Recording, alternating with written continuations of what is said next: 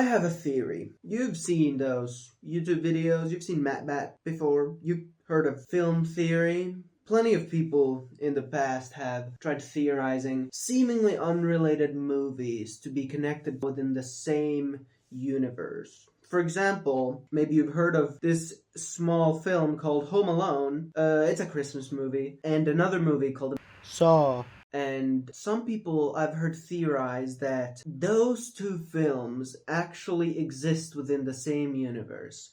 And actually, the main character of Home Alone grew up and became the main character of Saw. And, sounds outlandish, right? Well, I don't think it does. There's plenty of these theories going around. There's the Pixar theory where people connected every Pixar movie into one cinematic universe. Other stuff. I plan to take this about 100,000 steps further because I think that every single movie ever made is connected within the same cinematic universe. Whoa. I call it the ultimate movie cinematic universe. It would be kind of difficult, I feel like, to watch every single movie ever made and connect them within this one video. Yes. So I've devised a system on how I'll prove my thesis. On my phone, I have a randomizer that I have myself created with a list of still expanding list of movies that I'll spin, and whatever movie it lands on, I'll watch. And that movie I will place on a timeline, take down all the important details, all the world building the movie has, and I'll add them onto a chart. I'll need to make sure the chart is connected and makes sense, and the timeline, I'll make that separately, and on the timeline, same thing, everything needs to make sense, the world needs to be consistent, unless there's a reason for why it's not, that is explained in one of those movies that exist. Also, the rules for me spinning the wheel of movies. So, I found out when I was making the list that apparently on the app I was using, I could only add 500 titles onto the wheel. So I made another wheel that a wheel spins. And on that wheel we have numbers, and I've numbered each wheel. And first I spin that wheel, and whatever number it lands on, then I'll spin the wheel that has that number on it, and that has the movie I have to watch. So I need to spin the first wheel, and then I need to spin the second wheel, and whatever movie the second wheel lands on, I need to watch. Except if I don't want to. I make the rules, so I can do whatever the fuck I want. Currently my list of movies has about 7,000 titles, and I plan on getting it up to at least 30,000 at some point. And maybe I'll continue after that, getting it onto 100,000, 300,000, 1,000,000 movies. Oh, one more thing. If I land on a movie that is part of a movie series or a movie universe that's already established within those movies, I need to watch every single one of the movies within that cinematic universe. So essentially, if I land on the Avengers, I need to watch the whole Marvel Cinematic Universe. Is that everything? So this is editing me. I thought it would be funny to use my shitty little early 2000s digital camera to record this bit, because I was using my phone, which I used to record the rest of the video. And I thought it would be funny because the video quality would be all crappy and stuff. I thought the sound quality would be kind of crappy as well, but I wasn't expecting how crappy it really was. So this is what it sounds like. Brilliant, right? You understood everything I just said. So I'm gonna have to voice over this part. Sweet. So here I'm spinning the first wheel. and I land on some number. Okay, now I'm spinning the movie wheel, and I land on BMX Bandits. So then I Googled BMX Bandits. I keep talking and talking, probably saying something really funny here. Oh, that's a good one. That's a good one. That's really funny. Oh, that's hilarious. No way you just said that. Oh my god. Oh, man, I wish you guys could hear what I was saying here. It's so funny. It's like so hilarious, dude. And then, yeah, I say some stuff, and then I think I guess I have to go watch BMX Bandits now, so see you guys after I do that, for the commentary bit.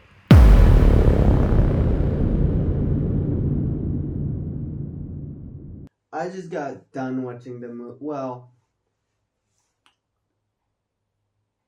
I watched the movie. So yeah, let's talk about it.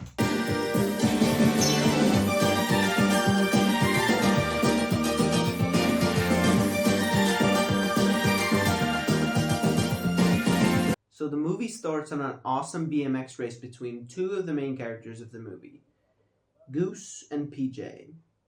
Really great names, guys. I was. Yep. This movie in general has like 3 named characters in this entire movie. I actually didn't know that this was an Australian movie before watching it, so I got jump scared when they suddenly started speaking in an Australian accent. Listen, Goose, you know what we gotta get? Yeah, lost. So Goose and PJ... Whoa. So Goose and PJ's BMX race was intercut. So Goose and PJ's BMX race got intercut with this intense bank robbery that's going on. There are these bank robbers. They're a big part of the story, guys. And they rob a bank by driving a van into the bank and stealing all the money. And they get away scot-free. So while all that's happening, Goose and PJ are racing through the city, creating all kinds of havoc. They're driving through this outside mall kind of area, jumping over stuff. They throw a mannequin at a priest. So we find out that one of their friends is working here, and she gets fired. She gets fired because Goose and PJ are driving there. Her name is Judy. She's played by Nicole Kidman. Yeah, so Goose and PJ get her fired. And Judy seems to be like fully okay with being fired because of her friends. Look, I'm really sorry about that. We'll make it up to you. Oh, don't worry. It's all right. Which is cool. I guess she's okay with it because Goose and PJ have a great business idea. They're going to pick mussels off of dirty docks and sell them to places that sell seafood. They don't really end up finding any good ones. They only find small ones that they apparently can't sell. But something they do find in one of these little docks on the water, they find a mysterious box submerged in water. It's held on by a little rope, and they fish it up, and of course, they take it home. They think, finding a mysterious box? Take that shit home. Just as they're boating back, they pass another boat that actually had a couple of those bank robbers on it, whose box that actually was. They go to where the box was supposed to be, but it's not there anymore because the kids took it, and they immediately figure out that the kids actually stole the box. And that box had something they really needed. So the kids find a great place to open this mysterious box, and Goose, for some reason, is really excited for the fact that there could be a beheaded head in there. Could be a dismembered body. Oh, charming. I don't know why, but that's just kind of Goose's whole personality, is that he's a fucking psychopath this whole movie. He keeps talking about severed heads and limbs this whole movie for like no reason. And also, finding mysterious box that is fully taped up and has mysterious taped packages in them. That's drugs. That is a 99 out of 100 times drugs. So they should have found coke. So when they open it, they figure out that it wasn't coke actually.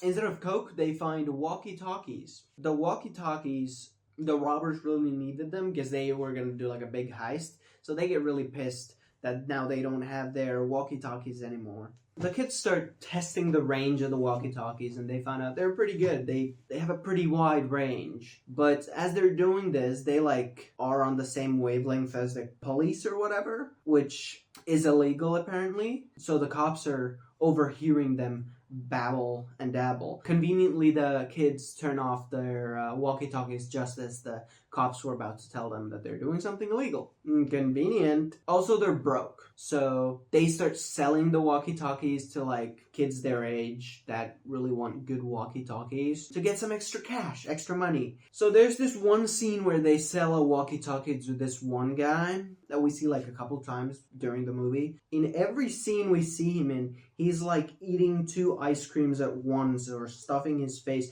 because he's kinda chubby. And that's the whole point of his character. It's supposed to be a funny thing that he's fat. And it's really annoying because he's not even that chubby. And also, he's like really mean and annoying whenever we see him. Oh wait, no, I get it. I understand. The message of this movie is that fat people are evil. I get it. What a valiant message. I really don't get it. Like, back in the 80s, people really thought being slightly bigger than a model was, like, really funny for some reason. So later, when it gets dark, the robbers find them and they, like, chase them to this cemetery where they put on these masks and chase the kids around. So they split up and try to lose the robbers. Also, I want to mention, I think this is a great place to mention how absolutely useless every single one of the robbers are this whole movie. Actually, no, not just the robbers. Every single character except for the kids are absolutely fucking useless this whole movie. So in the cemetery scene, these 2 robbers, they get knocked out by literally nothing. One of them gets knocked out by like a little flick to the nose and they like fly into a gravestone. And the other one gets like slightly touched by an antenna on their face and they go like, oh my goodness, no! It's pretty funny. So Judy and Goose fall into a grave, an open grave, where they like talk a little and then Goose kisses Judy. Romance. No. Judy brutally friend zones him. But little did they know, their walkie-talkies on. And the cops are listening in on this very private conversation. There's this one lady cop who's listening and who gets like, what, horny, I think? Yeah. And also the cops figure out here who the kids are who have the walkie-talkies. So now they're after them too. In this whole movie, they do nothing. After they figure out who they are, they barely even look for them. And they show up like right in the end next time. There are these 2 main robbers who are after the BMX bandits, if you will. I don't think we ever heard a name mentioned for either of them. So I was going to call them Mustache and Blondie because the other one has a mustache and the other one is blonde. But when I was scrolling through IMDb, I found out that their characters are credited, like their names on IMDb, are Mustache and Whitey. So I think I'm a genius. I figured that out all on my own. So then Judy gets a BMX bike, or gets her old one fixed. I'm not entirely sure. They don't really expand on what happens. And we get an awesome BMX montage. It's epic. Judy does some absolute tricks. Wait.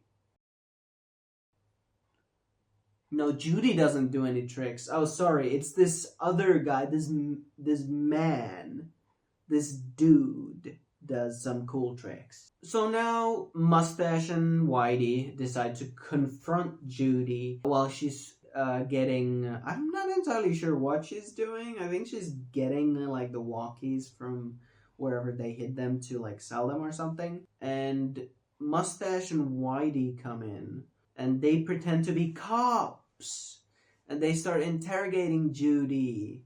But Judy puts on the walkie behind like a thingamabob, and then the robbers like kind of talk really loudly, whisper, but everyone can hear their plan.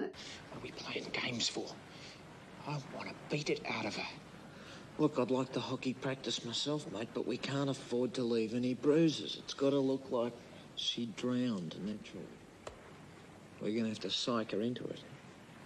So then everyone who's on the other side of the walkie can hear the plan, which include the cops, and also apparently the walkies are connected to like some construction sites, which end up in some hilarious misunderstandings.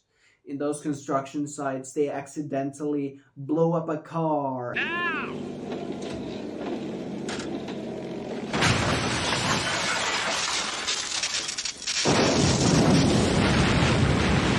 And freaking collapse a building.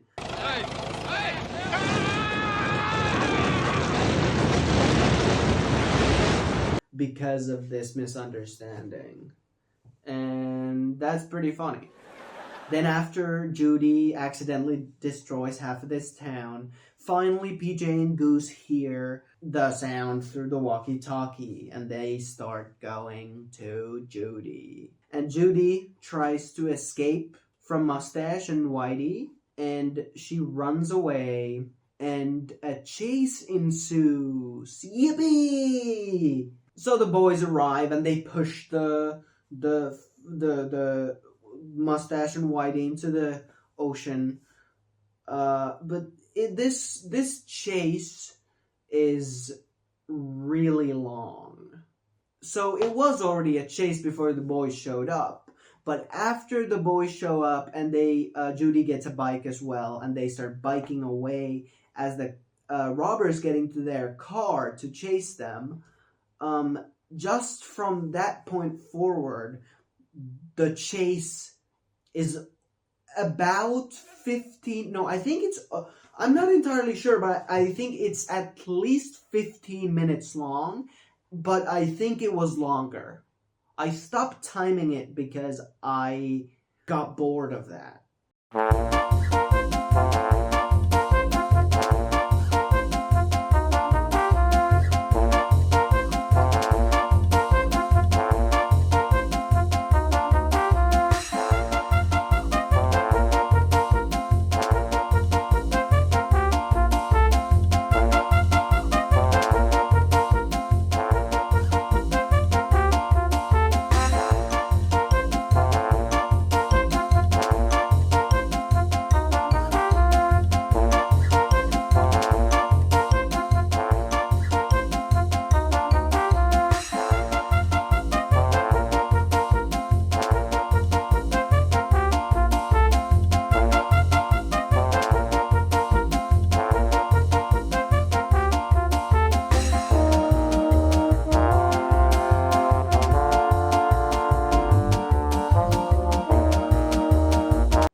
But in this movie's defense, it was an awesome chase scene.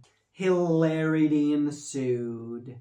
They like BMX over, like they do some sick BMX tricks. There are actually some really cool stunts in this movie. Kudos to Bob Hicks. Yeah, Bob Hicks, who was the stunt director of this movie. Absolutely great job. Also, the stunt performers, great job. That was awesome. But yeah, during this chase, they like play rugby for a second. They like bike into a rugby field and like take the ball and like play for a second. And they also go down a water slide. And this whole chase scene, Mustache and Whitey, they're like right on their tail this whole time, but they keep being such dumbasses. They keep crashing their car into like everything they see, and when they get out of their car, they keep like tripping and like running into stuff.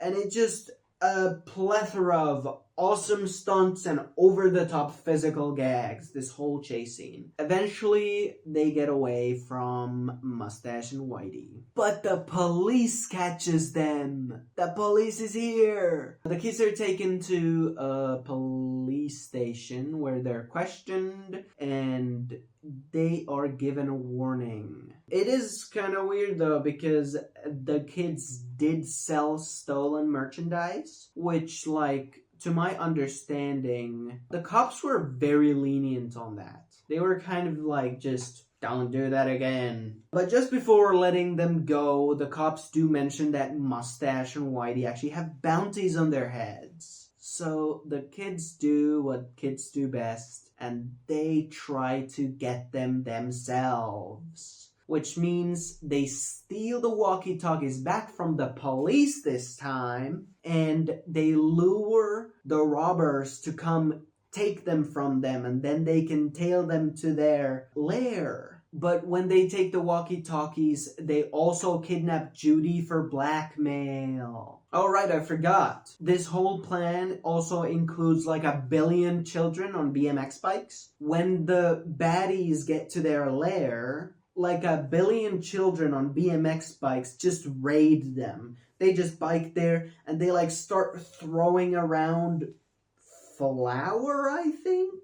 Or no, they actually did find the Coke that I was talking about. And that's why the kids are so energetic. Then the bad guys get into a truck and start driving away, which PJ outruns and grabs onto the back of this truck and hangs on to it for dear life.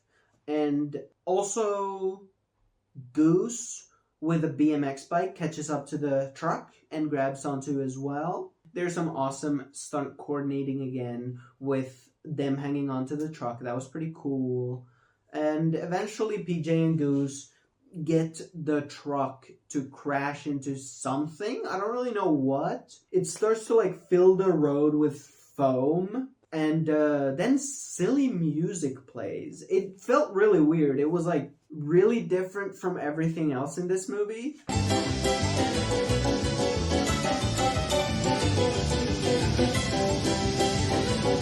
It felt like I was watching a different movie for a second while they were playing in foam and silly music was playing. And then the cops show up. The bad guys get arrested and... Oh, and I forgot. This whole movie, PJ and Goose have mentioned every now and then that they really want a BMX track in this town. But they don't have one, and they just want money to make one, I guess. And apparently the bounties on Mustache and Whitey's heads were enough to make one, because in the end they get a BMX track. And the credits play. During the credits, like, Goose, PJ, and Judy all win trophies from BMXing. Or, sorry, they all accept the trophies for their stunt performers. Who the fuck is that guy? So, that was the movie. To be honest, it was actually a really fun movie.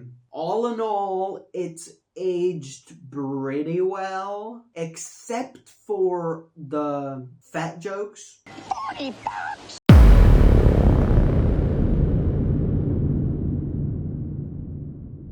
I guess it's time to get into the nitty-gritty of things. My microphone is a little floppy, you could say. I think it might have ED, not an eating disorder, erectile dysfunction, of course. By the nitty-gritty of things, I of course mean the ultimate movie cinematic universe, or Tumku. So first of all, we need to go through some very important details of the movie BMX Bandits for the Ultimate Movie Cinematic Universe. First of all, for the timeline, I have decided to go for a draw.io graph where I have a little line. I think I'm putting it on screen somewhere around here. And then you have, in classic timeline fashion, lines protruding from different points in time to the movie poster. Before we get into the timeline, though, we do have to go through some of the character details that might be relevant to the Ultimate Movie Cinematic Universe at some point. The three main characters, of course, PJ, Goose, and Judy. Funnily enough, we don't know too much about them. Their specific age was never mentioned, but after doing some research, I do know the main actors were around 16 years old during the filming, so I have put down here that they are teens between the ages of 15 to 17. I want to kind of narrow it down. I don't think they would be much younger or much older than that. They are definitely underage, and I would assume they're not 14 since they do have jobs sometimes. So for PJ and Judy, I haven't really put down much. They kind of didn't have any personality traits that really stuck out to me that might be relevant. But for Goose, I did put down that he talks way too much about gore and is way too into horror and gory stuff. He likes talking about beheaded heads and other limbs that aren't attached to the bodies anymore, which I thought was interesting and could be relevant later. I don't know. Maybe he turns into a serial killer or something. We don't know that yet. We've only seen one movie. They're all good at BMX. Yep, that's it. From villains, the most important ones were Mustache and Whitey, who we see their mugshots at one point of the film when we find out that they actually have bounties on their heads. Well, not heads, I guess they would prefer to get them alive. And here we see some very important information here, which, first of all, Mustache's real name, first name starts with R. It only says the first initial, and last name Pavic. So his name is R. Pavic. Whitey's name is D. O'Connor. R. Pavic, so Mustache, it was born 8th of September 55, and D. O'Connor, so Whitey, was born the 3rd of November 56. Also in the picture we see when the photo was taken, which was the 15th of July 82. That means that they were arrested around that time, and because they have bounties on their heads, I would assume they escaped shortly thereafter. That would mean that during the taking of this photo, they are about 27 and 26 years old. In their mid to late, almost in mid to late 70s, they're not quite that old. Mid to late 20s, they're very tall. Actually, Mustache is 190 centimeters. Whitey is 187 centimeters. Both of them are very tall men. Other possibly relevant characters, all unnamed. The boss, who was the boss of the criminal gang, he's just a boss of some kind of a criminal organization. We find out almost nothing about him, but he's assumably about 30 plus, at least, ish, around that age, maybe more. I assume that because he looks that, and also I would assume he's older than Mustache and Whitey since he is their boss. Then in the police, we see the police constable, who is 40 plus, I would assume, since he looks older. I would even assume 50 plus, but I wrote 40 plus, so I wouldn't be too off if it was lower than 50. Then there was a policewoman, just simply policewoman on IMDb. I assumed she's about 20 plus. Again, probably older, possibly in her 30s, hard to say. The policewoman, very horny. I do want to say that, so I have wrote down here that this whatever the fuck, really needs a PR department, because this policewoman does seductively bite her co-workers during the workday. Then the timeline of the movie. So we know Arpavic and D. O'Connor were arrested in July 82, which I assume means 1982, but since this is a movie universe, we cannot be entirely certain. I have written here, assumably 1982, since it does seem to take a lot of inspiration from the real world. They most likely escaped since they have bounties on their heads. We can see that the weather is warm and sunny during the events of the movie. And during July in Australia, it actually is winter there. So it would be around late 1982 that this movie takes place. Probably not in December, because we see no Christmas decorations. So I would assume most likely it takes place during November 1982. So the events start by the CBN Bank being robbed, and this segues us into the important locations in the movie. First of all, in the very beginning of the movie, the events are kicked off by the CBN Bank being robbed. From the shots within the establishment, we could see there was stickers on the windows saying that the bank's name was CBN Bank. I googled, and there is no such thing as CBN Bank in Australia. So that means this is a bank within this film's universe. I did find the location of the bank, or where it was during the movie, and that is 575 Pittwater Road in Sydney. Officially it's Brooksvale, but it's like next to Sydney in Australia. How I found this out was from the shots within the establishment. We could see across the road there was a Mazda and Ford dealerships, and those still exist there, and I just googled them. I found both of those stores, and the layout of the street was the same. Currently, where the bank in the movie is, there is a surf shop. Another locations, the cemetery where they were at. There was a shot at the front gates of the cemetery where you could see it says 1877. This also leans into the theory that we are using the same year numbering system as in the real world. It says 1877 cemetery, which when I googled, I found out that it is Waverley Cemetery in Sydney. Also, I recently noticed that if you really zoom in, it does say in really light letters, Waverley. So I didn't see that, but I found it nonetheless. The mall they drive through, that is a mall called Warringah Mall, which we could see in one of the shots. There was a big join the fun, enter a contest thingamabob that said Warringah Mall, and when I googled Warringah Mall, it looked exactly like the place in 1980s. It did look like how it is in the movie, and little did I find that that was the place where it was filmed. Another location they drive through is Manly Waterworks in Manly in Sydney.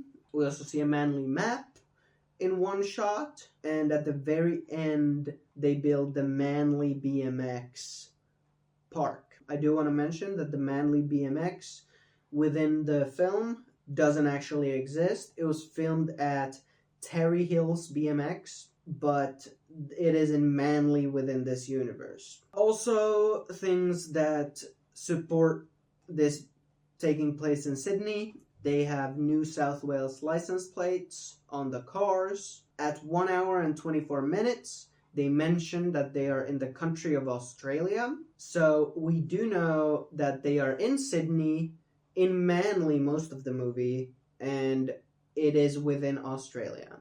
This proves that Sydney within Australia exists, which means that Australia exists within this movie's universe. We also saw a flag, an Australian flag at one frame in the movie, but I couldn't find that, so I'm probably not putting up a picture of that. That is the location and timeline and characters. Then some other details, which this is where it gets juicy. When they're waiting to talk to the constable, behind them you could see a plethora of posters, one of them being this murder of a judge poster offering a $750,000 reward for information.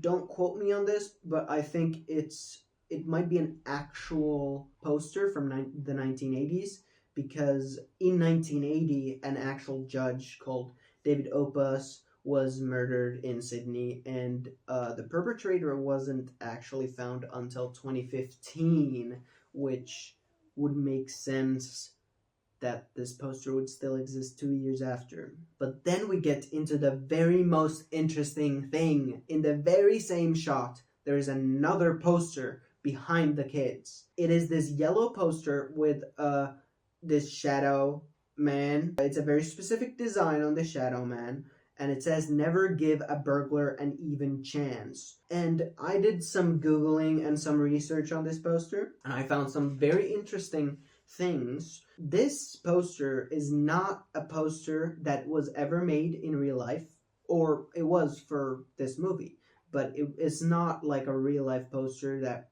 was part of a real campaign. There were similar campaigns that existed, but not this one specifically. And the Silhouetto Man, that has been used in actual campaigns. But the interesting thing is, when I was doing research on this poster, I found multiple Reddit threads talking about pretty much this exact poster. It looks the same. The only difference is it has a little bit of different text some places. It says "never give a burglar an even something else," but the change word is changed in other contexts a lot, I've seen.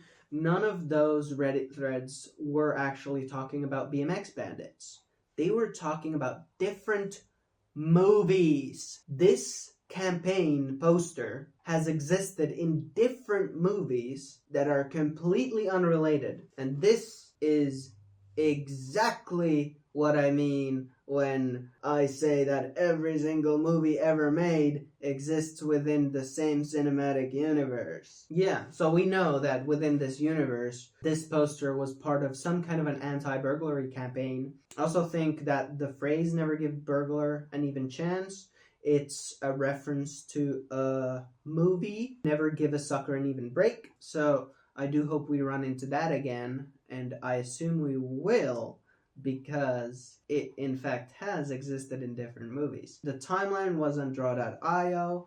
I'm making the actual theory in just Google Docs because it was incredibly difficult to do that on draw.io. I could, but it would be really hard to read. It'll be easier to read in this format, and eventually I will start creating a map. Now we know that there is an Australia on the map. When we get to a point where it starts to get more convoluted with locations, I will have to start creating a map. So far, that is our baseline for the Ultimate Movie Cinematic Universe that we will be building upon in later parts of this series.